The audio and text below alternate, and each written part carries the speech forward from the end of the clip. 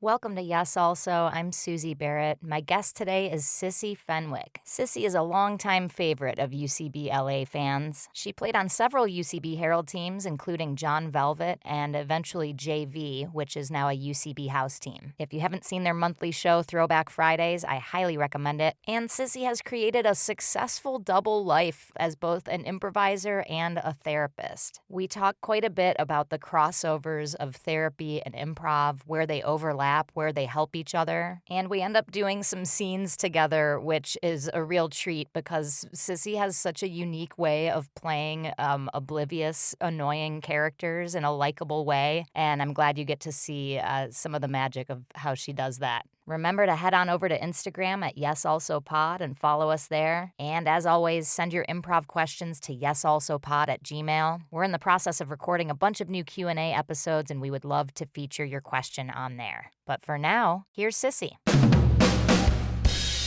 Did you just gently kiss the microphone? No, I didn't touch it. Okay, all right. Hi, sis. Hi, Suze. What's up? Oh my gosh, this is so fun to be here with you and Rose. Isn't it great? Yeah. It's like a hangout with microphones. I know. Yeah. Yeah, these microphones are cracking me up. It's pretty wild. But love it.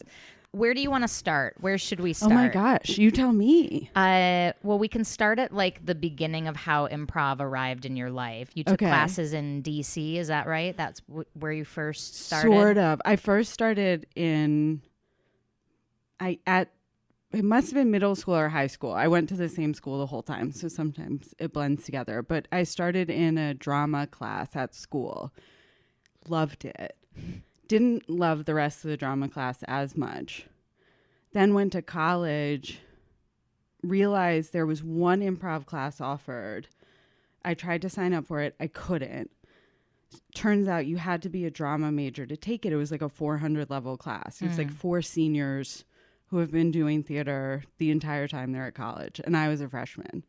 So I went to the head of the drama department and I was like, I'm an English major. Can I threw yourself on the floor, started crying. Banged my fists on the desk and stared at him and said, I'm an English major. Can I take this class? And he was like, yeah. Oh, wow. So I took it with a bunch of like senior drama majors. What's so funny is I know you as an incredibly like conflict averse person. I can't imagine you walking into like the head of a department being like, hey, can you change the rules for me? If he had hesitated for even a second, I would have like truly backed out of the room apologizing. But he pretty quickly was like, yeah. How cool. He was like, do you want to do theater? And I was like, I don't think so, but I'd love to take this improv class. And it was short form, and we did a show at a bar. And I still have the poster for it. It's like in my parents' house somewhere. Amazing. And then when I moved to DC, I did short form again. So I did a lot of short form. Do you still love short form and have an affinity for it? I haven't done it in so long. I think I would love it. Like if we like did short form, I'm sure it would be so fun and funny, but I don't know. I haven't done it in 20 years. We can do it today. You're staying at my house. Oh my Let's God. go do some short form in the kitchen. Kind of do. Do you remember having a favorite game or games? Not really actually at all. Like, I just remember it being fun, and I met my friend Julia doing it, but then simultaneously discovered long form and was like, oh, this is what I actually want to be doing. Gotcha. And that was at Washington Improv Theater? Yeah. Gotcha. Yeah. Were they doing Heralds? What sparked you? They weren't doing Heralds just yet. They Just were doing really long 30-minute short form games. like, I can't even remember if we had an opening. My first coach there was Natasha Rothwell. I don't know her. She's so funny. She was in New York and now is out here. And there's like a handful of people who would like have since moved out here, or like who were in DC at that time. But it was similar to a Herald team. We just weren't doing a Herald. There was like 8 of us. They put us together. We had like, I think a form. But I can't remember. It's hard to remember stuff, isn't it? It's really hard. So then you moved from there out to LA, and did you start at UCB I out started here? at UCB and actually, I took one class at IO, but otherwise was just at UCB. Yeah. Yeah. And then landed on Herald teams here, and now you're on the house team, JV, which was formerly a Herald team. Yeah. Yeah. Yeah. So what clicked in for you to kind of make the leap to being like, I'm gonna do this a bunch, and to go from being just like, I'm an English major who took one class, to being like, I'm moving to LA, I'm gonna be on a Yeah. Herald team, like. I think it was like I loved it so much, and I was like, what this would be really fun to just pursue this. So I thought I would move to Chicago. But then I met my friend Julia doing short form at the DC Improv, and she was like, I was thinking I would move to LA. Do you want to do that instead? And having never visited LA, I was like, yeah, for sure, because I'd much rather do something with a friend than like by Yes. myself. Yes. So yeah, we moved out to LA together and started taking UCB classes, and yeah. What was your first impression? Like moving to LA sight unseen and diving face first into the improv scene. I mean, I'm not sure, like I thought about it too deeply. Like it just felt like really fun and kind of easy from the beginning. Mm-hmm. Like we just like made friends with the other people in our class, and people wanted to do practice groups, and it just quickly became kind of exactly what it is, which is like I feel like we were on teams like immediately somehow, even though we were only in like 101. It was like almost like there was this idea, and I think we knew there were Herald teams, like, pretty quickly we were like, okay, we want to do that. But yeah, it just I loved it. Like my impression was just like, oh, this is great. Like, let's just keep doing this. I'm playing with my friends. Yeah. Yeah. Yeah. But I'm not sure I had any deeper impressions, or like even, I don't know that I even felt all that organized with what I was doing. It felt like pretty kind of fly by the seat of our pants. Let's take this class. Let's take this class. We'll see. Yeah. Yeah.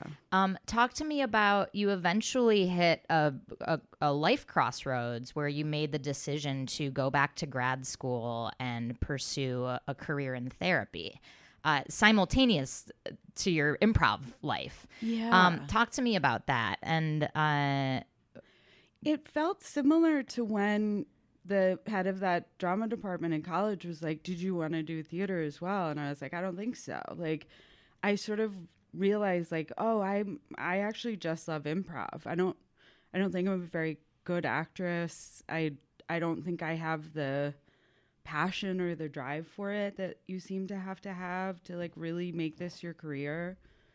But I loved improv so much. But the like career that it was attached to, it didn't seem like that it was for me.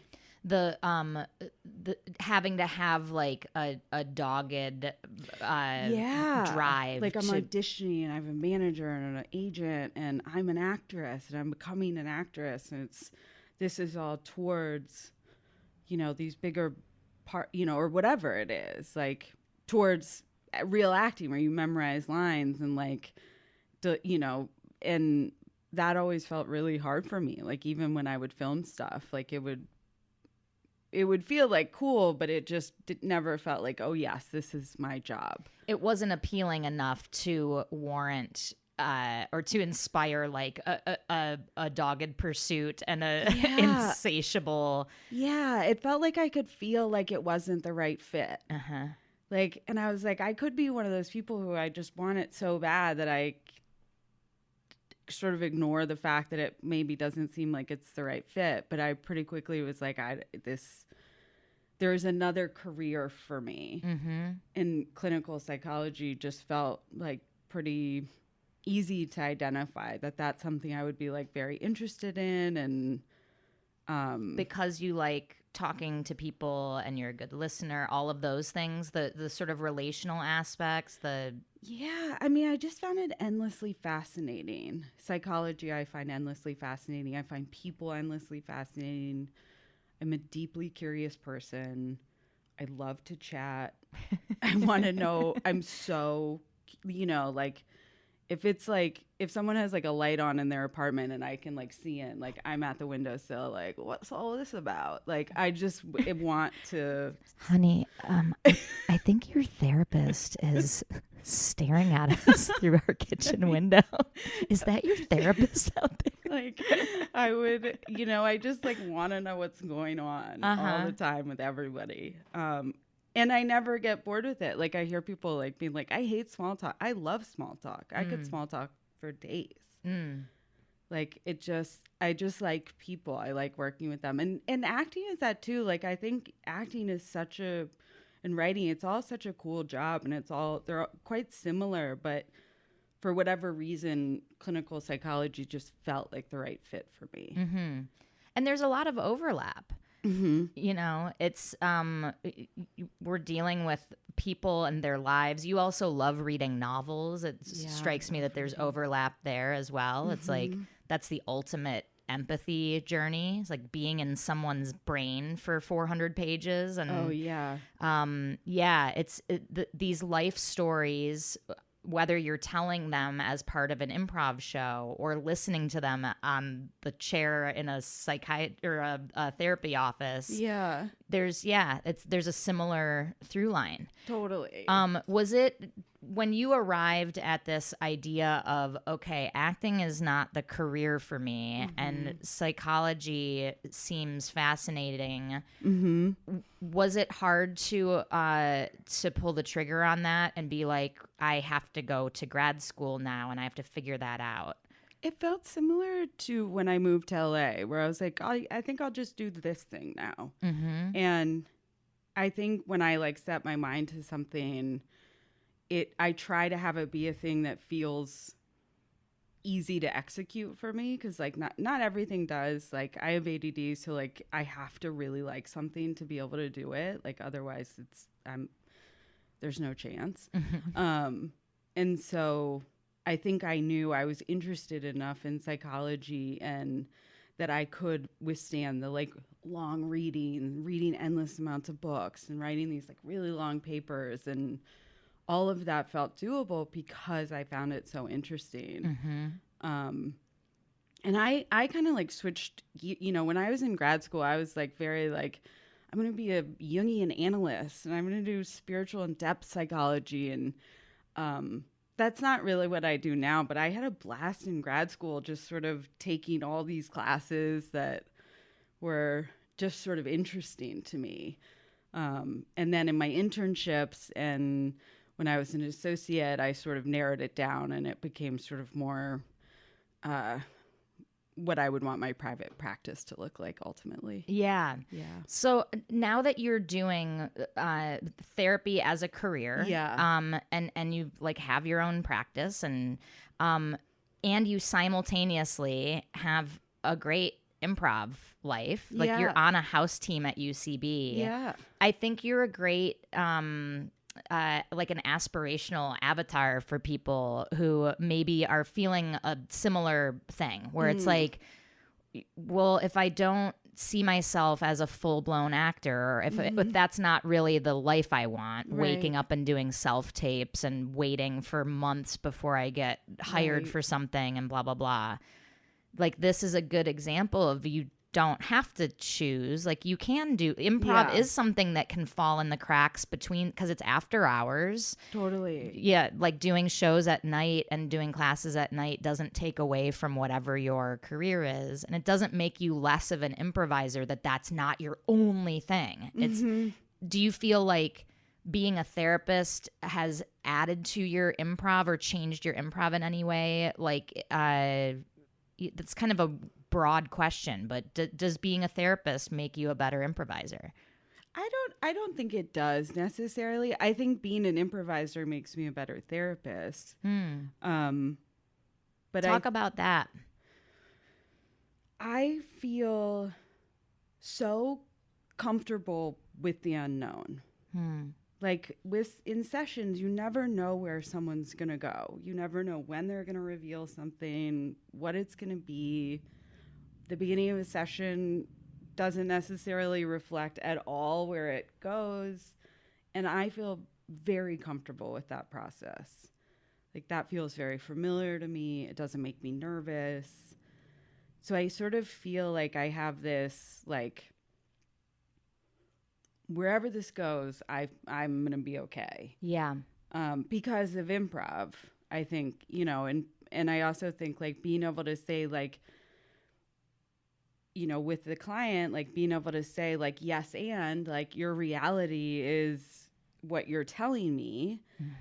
And I'm the voice of reason in a scene who's like, what about this? Maybe, you know, and that feels like improv gave me that skill. Being a gentle, helpful voice of reason rather than stop doing that. You're crazy. Yeah. There's the name of this exercise, right? I think it was like a warm up or I don't know, but it doesn't reflect the how lovely it is, but it's called Protect the Freak. Have you ever done this? I don't remember. The idea is that it's like an exercise to practice walk-ons. And the idea is that in a scene, there's like the unusual person, the voice of reason, and the walk-on always has to be, you're also the unusual person. You're like on their side. You agree with them.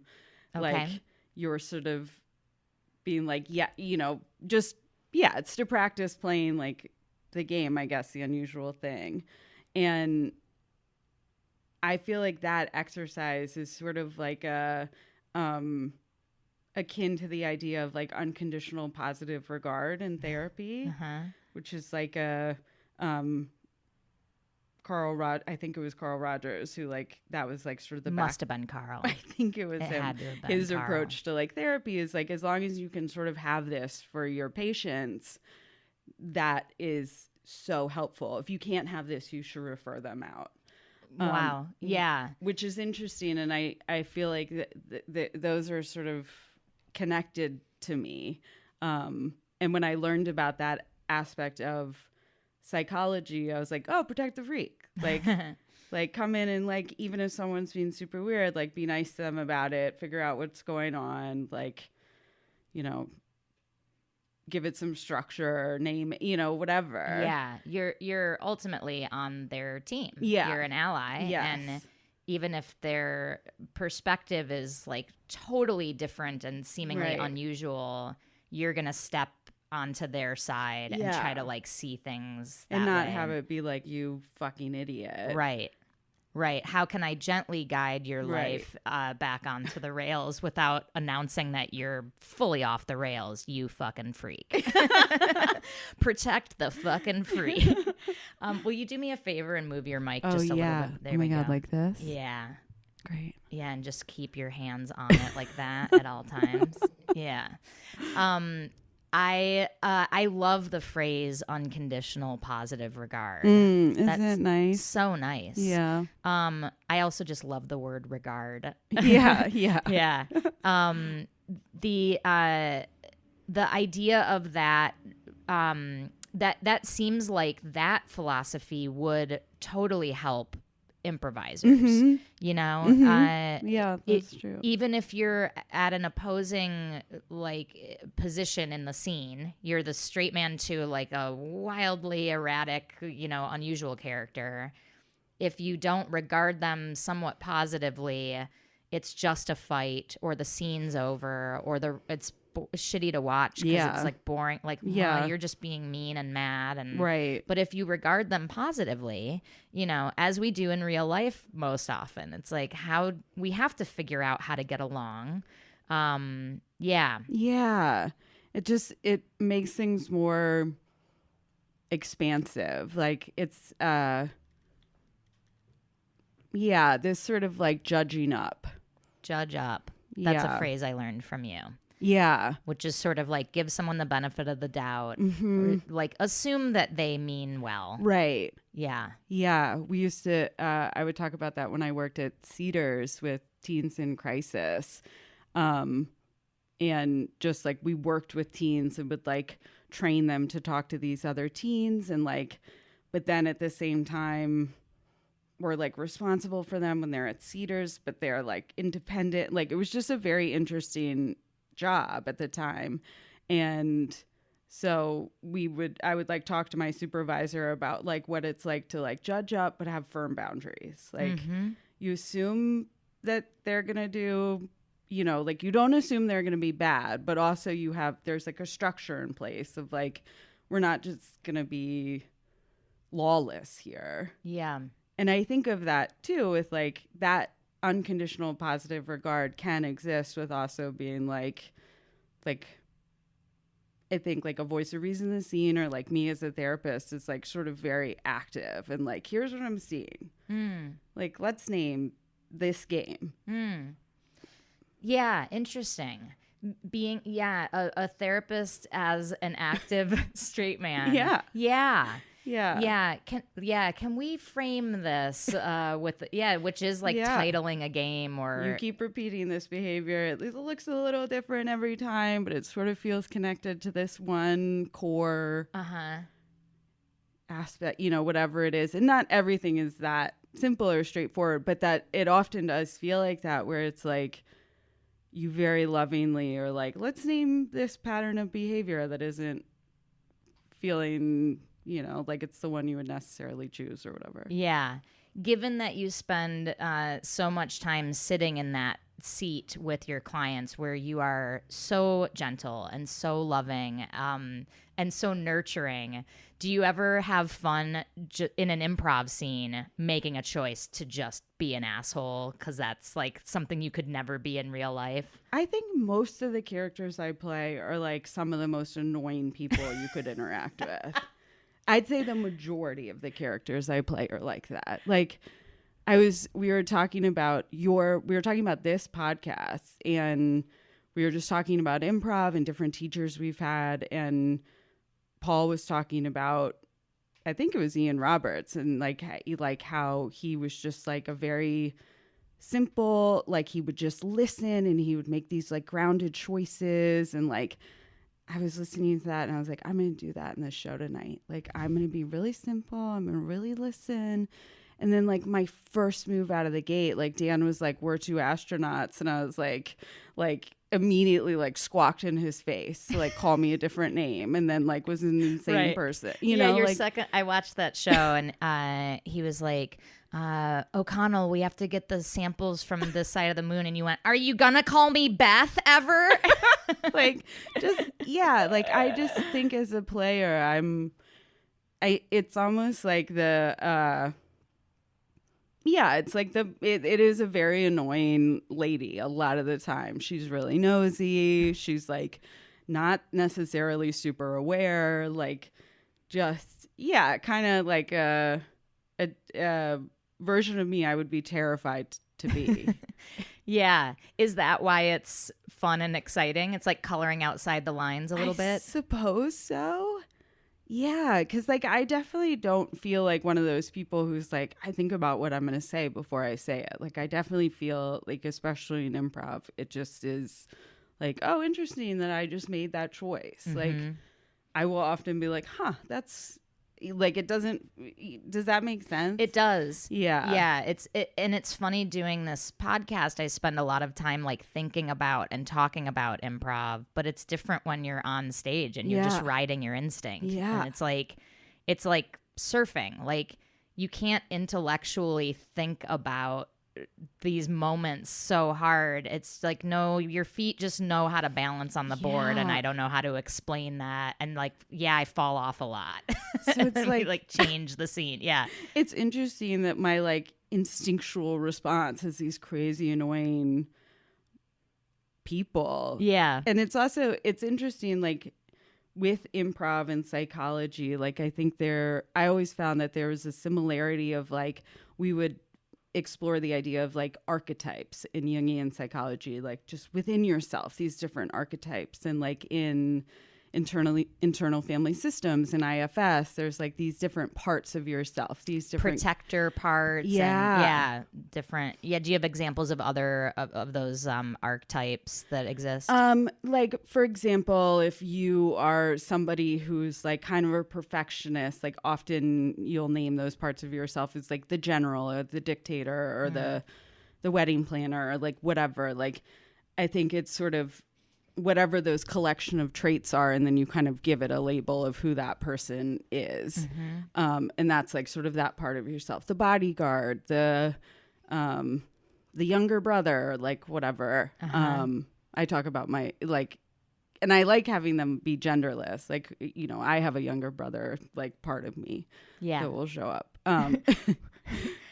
So like, I think of that stuff with improv of like in psychology, you're sort of exploring it from this place of like, oh, this part of me is showing up in my life. Like, why does this bodyguard keep showing up like in work meetings or something, you know, whatever it is. And in improv, it's interesting to think like, are these choices I'm making a reflection of like these inner parts of my psyche?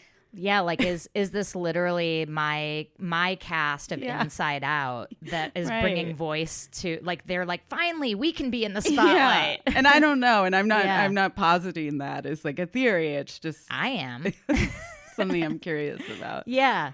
Well, and it's like anything is possible. We don't know how any of this works. Right. You know. Right. No offense to all your grad school training, but it's like, it's the mind is such a mystery, and people are it's so enigmatic. We were talking about this on our walk yesterday. There's no way to measure any of this stuff. It's like someone's consciousness and someone's thoughts and what drives them is just like it's hard ether. to research it. It's hard to research. Yeah. That I love that idea that that these facets of our own psychology, like the parts of us that are like the ignored younger sibling or the person who's like, I know how to do everything, that live within us, that were sort of created out of different life experiences and traumas and whatever. When we get into an improv show, they're like cracking their knuckles and like, all right, here we go. My turn, baby. My time to shine. Yeah. And for me, the time it is the most annoying person in the world. It's like, here we go. Name some of, like, if we lined up your little cast of characters, not your internal personal ones, but the ones you said you play really annoying people. The amount of scenes I've initiated as someone's coworker who's leaning over their cubicle wall to annoy them is like endless. Like, I must have initiated 1 billion scenes like that. Will you initiate one with me right now?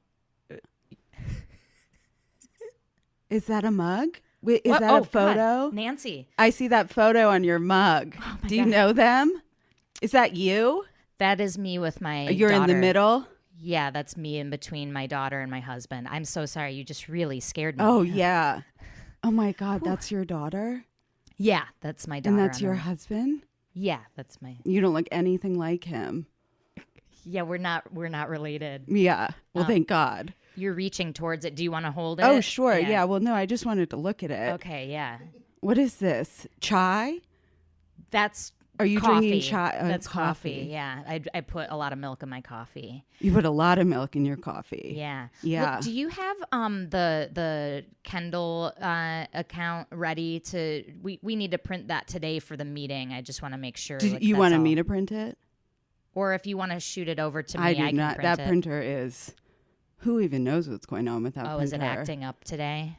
Does your husband work as well, or is it just you? Yeah, he's an accountant. Well. Yeah. I'll see if I can figure out. I've never been married.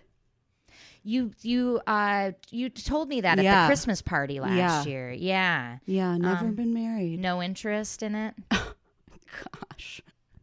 Yeah. I mean, no, I'm very interested actually. Yeah. I'll keep my ears out if I come across anyone who's so nice. Single and wanting to date. The meeting is at 2. I'll check in with you. I'll just, you don't have to even remember. I'll ask. I'll just come ask you if you've thought of anyone. Oh, okay. Yeah. Yeah. I don't want you to have to worry about that for me all the time. I'll just check in with you. Okay. Maybe I could just text you. I prefer to What's keep your cell phone number? I prefer to keep that sort of for personal life. I don't I'll want to just blend yeah, work I'll keep too it much. personal. I'll just text you personal stuff. Yeah, that's God. Like, can you imagine? And I could do that for hours. Like, that's strong in me to be that annoying.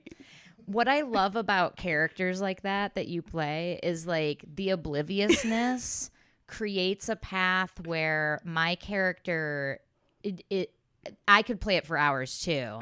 Like I have like unconditional compassion for this character because it's like, oh, she just kind of doesn't know. She doesn't realize how she's being. So it wants to be in the mix so bad, actually. Right. And this is such a perfect the whole time leaning too close. I love playing characters who invade your personal space. Like, I play a lot of characters where I stand really close to my teammates, and thank God they're all cool about it, but it must make me feel weird. One of our classic bits from our friendship is Ma'am, which is a character like that. So for the audience listening, this is a character that organically appeared on a mushrooms day on the beach one time. Like, imagine like a bunch of us were like sitting around on the beach, and I can't remember who suggested it, but because you were sitting, like we were all sitting in this group, basically like a pile on a blanket. And you were the one who was on a chair, on a beach chair, but just right next to our whole group.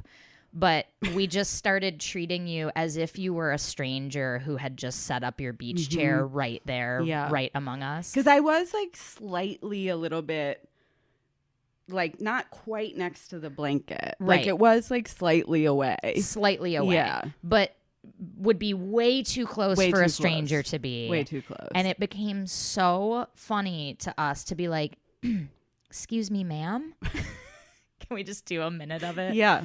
Ma'am, sorry to bother you. I know. We were sort of having a picnic. Oh my here. Gosh. Yeah, we were sort of having I love a picnic. Oh, cool. This is so fun. It's my friend's birthday. Oh my gosh. Happy birthday. Yeah. I mean, yeah, it's When's cool, your right? birthday? September. We were wondering if we could sort of have this. Virgo? Yeah. You're a Virgo? I'm a Virgo. I'm a Leo. Oh, cool. Yeah. That's great. I think we didn't rope off this section. Obviously, we don't own the beach. Oh my gosh. Yeah. It's so, because you have to come so early. Right. To rope this stuff off. Well, we were wondering if. Do you want me to rope it off for you? No, that's okay. I think we're fine. We just were sort of wanting to have kind of like a personal, private time. Do. You know. Gosh. Yeah, because we're at the beach. We're trying to celebrate your friend's birthday. And do you want me to talk to someone? No, I don't know. I don't even know who that would be. I don't either. You know. I don't either. But I'm just seeing all this kind of space right over there. Yes. Like that, all that open patch. Yes. And I'm wondering if that would be a good place Yes. to set up your chair. Yeah, for sure. We could all set up. You know, if we want more space, I'll rope off this space. Are you feeling expansive? Are you feeling like you want to... With birthdays, isn't it always like that? Like what? Just you want... What, you know, you're so contemplative on a birthday, don't you think? That's a great way to describe it. Yeah. I think if we talk about it like that, I think me and my 4 friends want to be sort of like inwardly contemplative. Yes. And did you see Sex in the City? The entire series? I've seen episodes. Yeah. Is that related to No, that? I just, it kind of, you know, when 4 friends, you always think it. Oh, gotcha. Yeah. I mean, yeah, again, we could do it all day. But yeah, she won't move. She won't move, and everything's going to feed her idea. Like, it's like, we're celebrating a birthday. Oh my God, I love birthdays. Isn't this so fun that we're all doing this together? Yeah, I mean, and it's like one of those things where, like, I feel like as a character, it goes against a lot of what we're taught as improvisers. Like, she's listening, but not well, and it's like the game is you're a lunatic. Like it's not a very grounded character. And this was like has been my entire time doing improv. The main note I would get is like, you're too wacky. You're too unusual. Yeah. That's interesting because I find that like what the scene that we just did, you being ma'am, which is this character's name in our friend group, is so funny to me and doesn't feel too ungrounded to play. Yeah. And I like it's interesting, but comedy is subjective. Like what one coach sees as like problematic, another coach is like, do that more. Right. You know? And it is like, I do love scenes like where you are more serious and more grounded. And like, I think it is so fun to do shows like that and scenes like that. But I think my sort of automatic, like, you have one scene left to do before you die. It's like gonna be a ma'am, gonna be the most annoying lady in the office scene. Like, and so much of comedy centers around stuff like that. Yeah. I also like, I think more and more as we become aware of like different neurotypes and everything, there's more room in society for people who are like kind of socially unaware, or maybe we're noticing it more, we're naming it more. It does exist. It's not an ungrounded experience to be like, oh, this person is oblivious to social cues. Yes. You know? Oh no, God, not at all. I mean, my own mother. I watch her do it all the time. Yeah. My mom's an incredible gardener, and I was with her, and this like neighbor came up to her. My mom's a physical therapist. She has done that her whole career. And the neighbor was like, you're so good at this. You should be a landscape architect. You should be a garden designer. And my mom's like, well, I'm not going to do that. I'm a physical therapist. And later I was like, she was just saying that to be nice to you because your garden is so amazing. And it was a compliment. Like, she was like, oh, well, I mean, I can't switch jobs at this point. And I was like, no, you certainly don't have to, you know, like, so I feel like ma'am is also partly my mom. It's maybe a little bit of personal therapy, kind of getting that out. Yeah. I picture like then cut to later at night, your mom like laying in bed next to your dad and going like, I mean, why would she suggest that? What does she think I'm going to do? Uproot my family? I have to take a pay cut while I go to school to be a landscape architect? Why would she say that? It's like heightening the... Yeah, just can't understand that, like, that's just a compliment. Right. Like, she's just saying, you're so good at this, you could do it as your job. And that's, like, how people talk. Like, whoa, you should do this professionally. Cut to, like, the next day, like, hi, I'm your neighbor, the one you told to be a landscape architect. I need a referral letter. I'm going to need you to put that in writing. I'm doing it. And I need to borrow $150,000. If you're going to suggest it, you better put your money where your mouth is. That's so funny. The miss of a compliment. Gosh. Do other characters from your real life is such a weird way to say it, but from your life show up in your improv scenes that you can draw a line between and go like, oh, that's my personal trainer? Or like, does that ever work its way in? No, I don't think so. Like, I think it's just really it's usually like if it's someone in my life who's like a lady who's been ridiculous, they will make it into a scene. But otherwise, like, I think the other people in my life know. Like, I don't think I've ever like done someone I know in a scene. Right. Yeah. It sounds like you prefer playing an unusual point of view in the scene, or playing the unusual one, or am I misreading that? Do you just as often enjoy playing the voice of reason?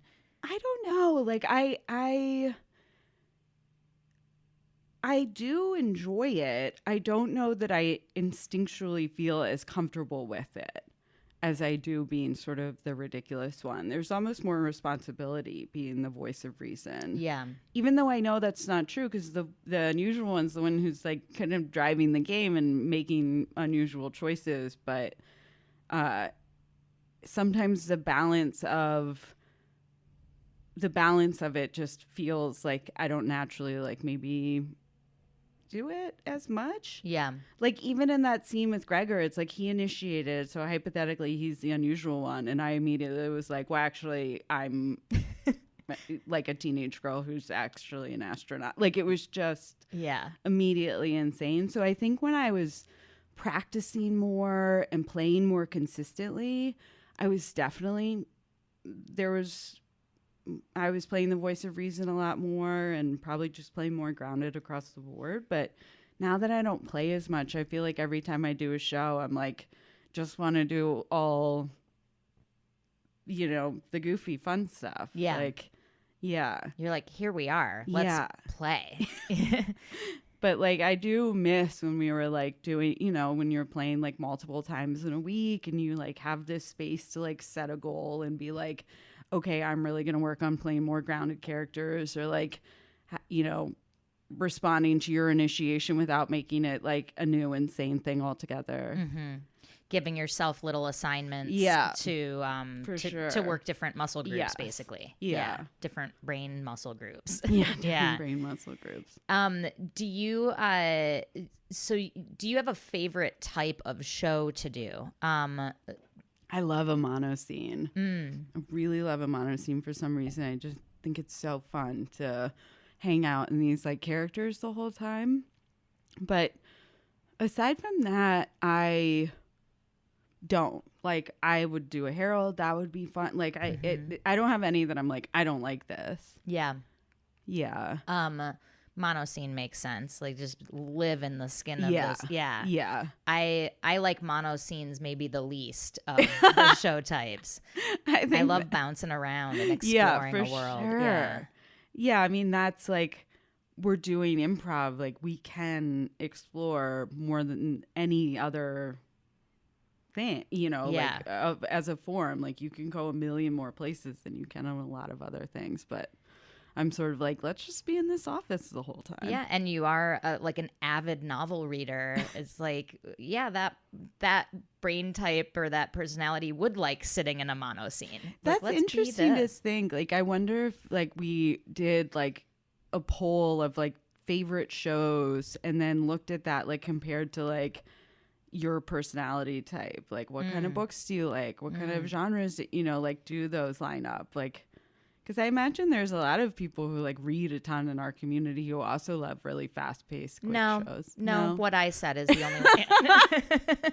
But I'd be curious to see if there is any what is there connection there. Is there correlation? You have taught and coached a lot. Mm-hmm. Do you have favorite exercises or things that when it's your turn to choose the curriculum for the day, do you have stuff that you've loved? Yes. What are they? My most favorite exercise that's ever existed is a warm-up, and it's Crazy Eights. Everybody stands in a circle, and two people stand in the middle of the circle, and they get a suggestion, and they have to do a serious scene. They're not trying to be funny. They're just serious, just committed. And everybody in the circle on the outside, collectively as a group, they have 3 chances to make them laugh by making fart noises. And it's my favorite time I've ever had in my whole life. Anytime I do this exercise, it's just so funny. And because, we're so lucky, this community, like, everybody's just so talented. People who take classes are so talented. Everyone's really good. They're doing these like really good committed scenes. And a lot of times they won't break. They don't laugh.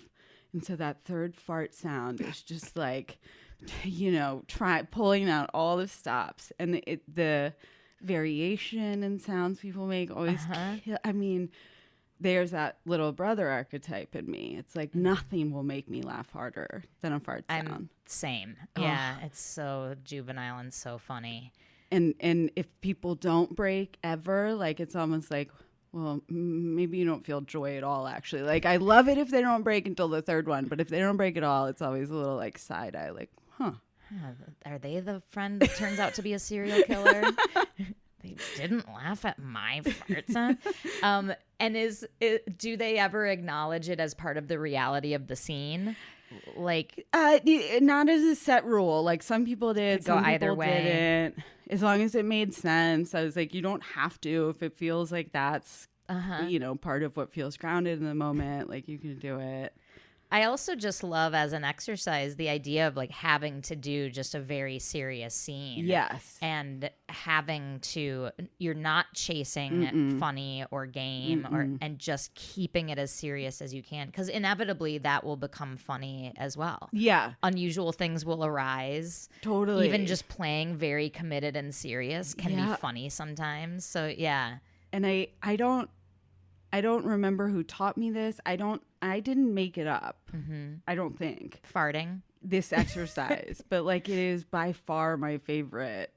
And then otherwise, like I always loved like doing duologues as an opening where people are like telling a story together, like Christopher Guest style, and like doing scenes off that. Yeah, a little documentary opening. Yeah.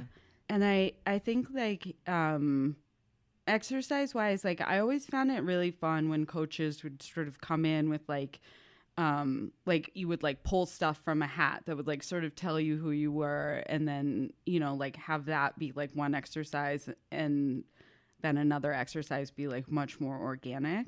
Like I always found it fun to have like a mix of stuff like that. Yeah. I'm a big pull from a hat teacher. Yes. I love stuff like that. And I'm sure I got that from like taking classes with you, and always loved when you did that. It's fun to have a little bit of the work like taken care of for you. It's like rather than make any choice, it's like you're gonna be offended in this scene. That's your emotion. It's fun to have, and then it becomes a fun challenge. Yes. Like I love that exercise. Heather Campbell calls it "It's Tuesday," where like one person gives a very boring initiation, a la "It's Tuesday," or I just switched the laundry over or whatever.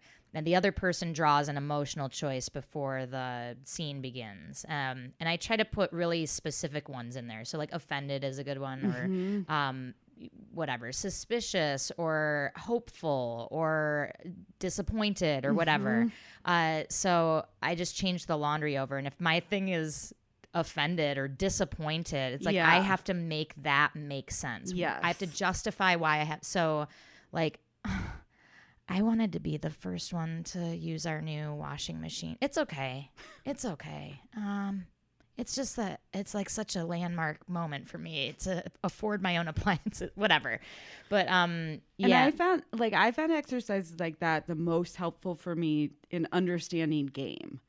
Like understanding how to bring like an unusual point of view to like any sort of initiation, or like how that can develop.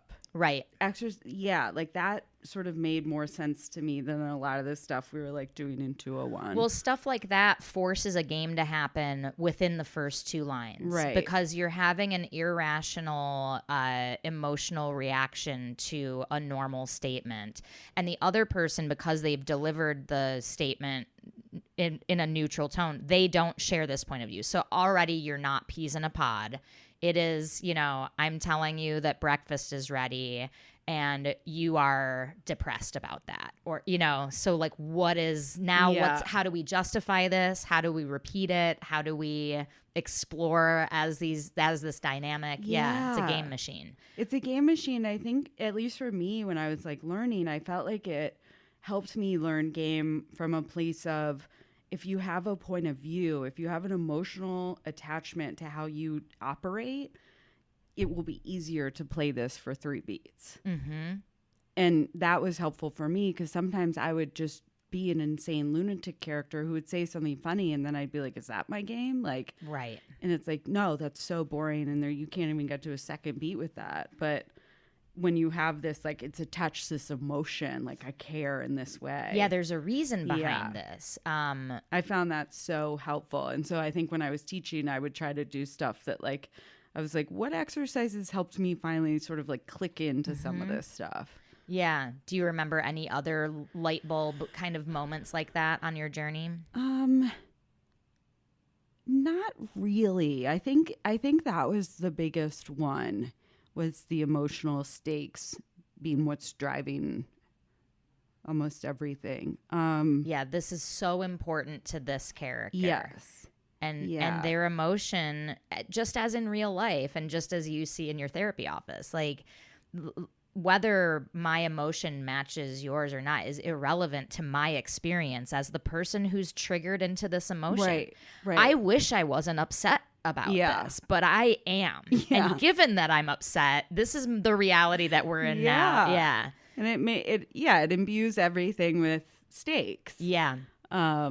Which allows you to raise them, which it was always like, in your early days of classes, like game was really tricky for me. Like I was just sort of used to like not necessarily playing pattern. It's just a collection of like fun choices. Just in the moment saying a funny thing that gets a laugh, but then 2 minutes later you're saying a different funny thing and they don't really sew together as one person or one reality. Yeah. Which I'll do shows like that all day. I find them fun, but going through the UCB curriculum and having to do Herald Night, you do have to learn to do it in a specific way. And it was exercises like that kind of helped me like click into being able to do that. Yeah. What are your goals or goals is such a prescriptive word. I love goals. You love goals. What are your life goals? I love setting goals. Yeah, I want to be able to do a pistol squat.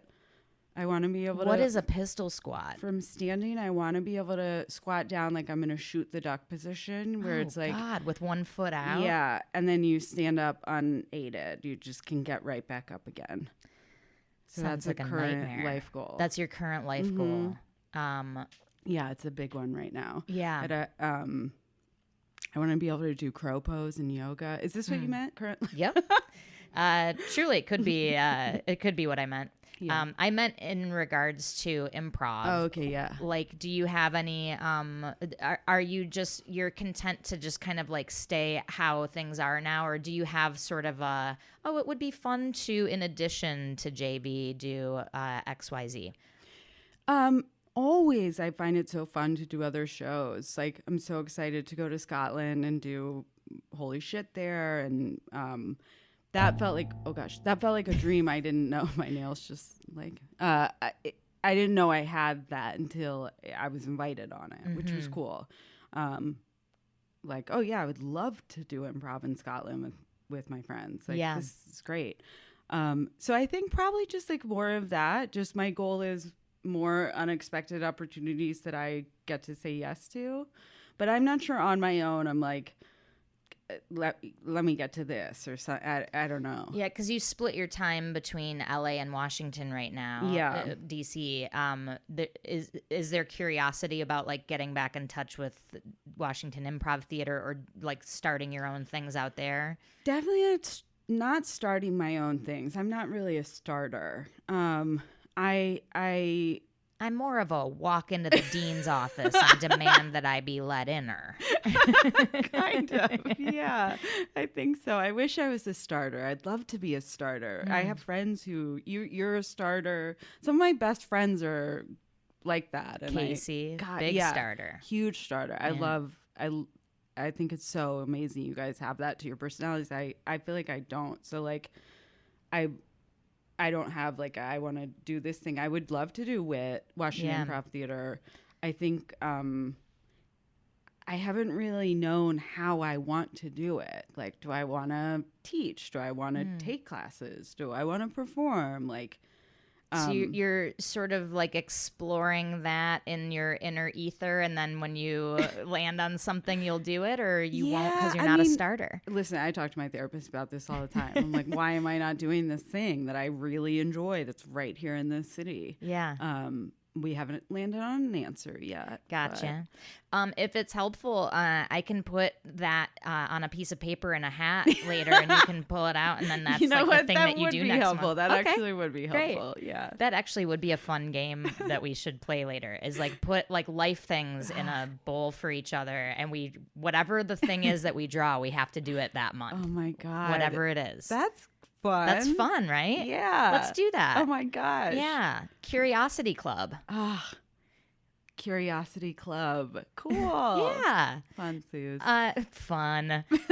And then speaking of curiosity, as a self-defined, insatiably curious person or deeply curious person. Chronically. I'm so sorry. It's No, chronic. it's a lifelong thing. Have you been tested for it? Yeah. It came back. Positive. Wow. Gotcha. Wow. 2 lines. On the curiosity pea stick. Yeah. What are you curious about right now? And this can be any topic. Well, so because I haven't been improvising in DC, I have so much extra time. You know, like improv, it was a huge chunk of my life. So I have kind of had to find new hobbies, new passions, and I have the 3 that I've found are like baking. And like trying to have it be like more technical, like making doughs and breads, and I've been making cheese and like trying to make a lot of things that I would get at a restaurant or a store that I like, and then but doing it myself. So like, or even like treats I would get out, like my trainer, when he like left the gym, I asked him his favorite dessert and he said Pop-Tarts, so I like made him homemade Pop-Tarts. Cute. So you're doing like bake-off stuff. Yeah, I'm You've doing my own overproofed it? personal private. I'm overproofing left and right. I'm underproofing. I'm overproofing. I mean, like I constantly, and I'm not doing this like I don't film it. I don't record it. Half the time I forget to take a photo, but I am constantly like, wow, I was just kicked out of the tent. Like just to myself. Like I will be like, this one got me sent home for sure. Like baking is so hard. It's hard. It's been really fun though. And it's like I really enjoyed sort of getting into it more and learning about it more. And it really like is fun for that type of part of my personality where I like fall down these wormholes online and I'll like endlessly research something and learn about it. And so I've been doing that with like cake decorating specifically. Oh, cool. Like even though I'm terrible at fine art or anything like that, like just the history of decorating cakes in these ornate ways and the ways in which it's changed is really fascinating to me. Different things coming into fashion. Yeah, and the sort phases of like that it goes art, through. like, yeah. You know, these very fancy particular type of decorations. And now there's like these new modern like pastry chefs doing these really cool like, you know, 3D type decorations on cakes or making them. I mean, I don't have any desire to do any of that stuff, but I like learning about it. What's a recent innovation in cake decorating that you've learned about that has changed the game for people? I think like using fondant to create worlds as cakes, whether that be that game show or whatever it is this cake, like cakes that can look like other things. I think like reality. Yep. And some that I love, and I probably send these to you on Instagram, and you're like, please don't send me this stuff.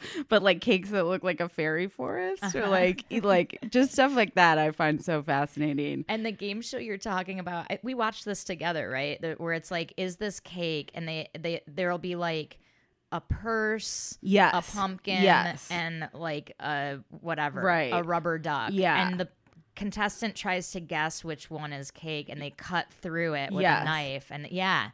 They so look so actually yes, realistic that it's hard to tell the difference between. Yeah, that is wild. And I love these like chefs that are like doing these incredible things that look so realistic.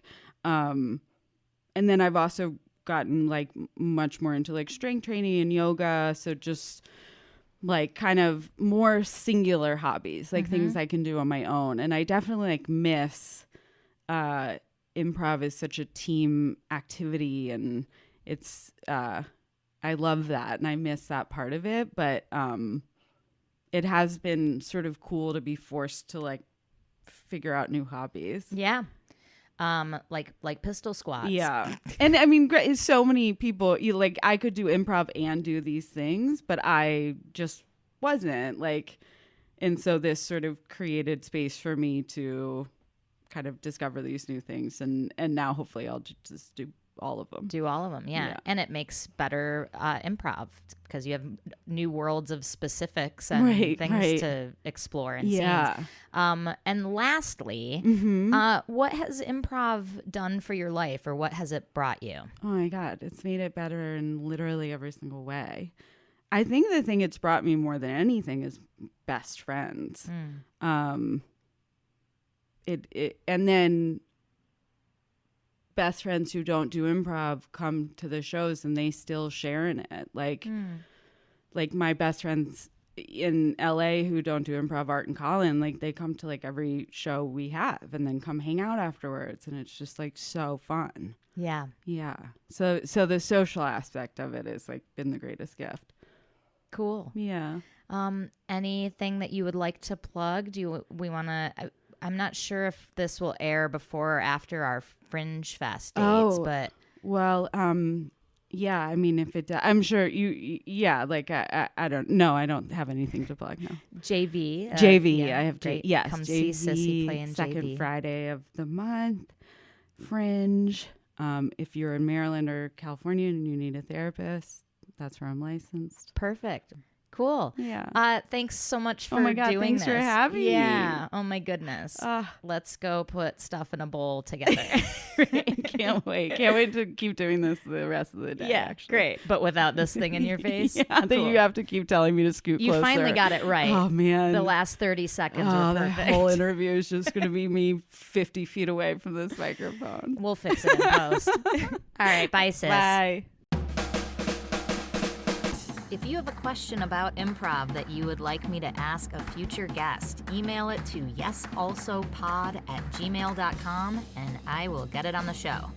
If you're a fan of the show, follow us on Instagram @yesalsopod. And please help us out by liking, rating, reviewing, clicking, sending, talking, and blasting us to your improv communities. That will help us out a lot. If you're a theater who would like to host us for a live recording and improv show, let us know at yesalsopod@gmail.com. A huge shout out to Ryan Rosenberg, who produced this thing with his generous help and his unlimited knowledge about all things podcast. Thanks for listening, and we will see you next week. No, we won't, Susie. That's not how podcasts work. They won't even see us. They will listen to us. So it's actually the opposite of both things you said. Thanks for listening, and you will listen to us next week. Maybe. We don't know.